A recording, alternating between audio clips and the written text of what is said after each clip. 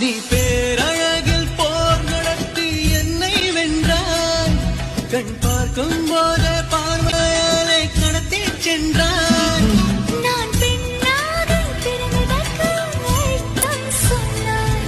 முன்னறியாத வெட்கங்கள் நீயே தந்தாய். என் உலகம் தனிமை காடு. நீ வந்தாய் பூக்களோடு. இனி தொடரும் கனவுகளோடு. பெண்ணே பெண்ணே நீ இல்லை என்றால் என்னாவே?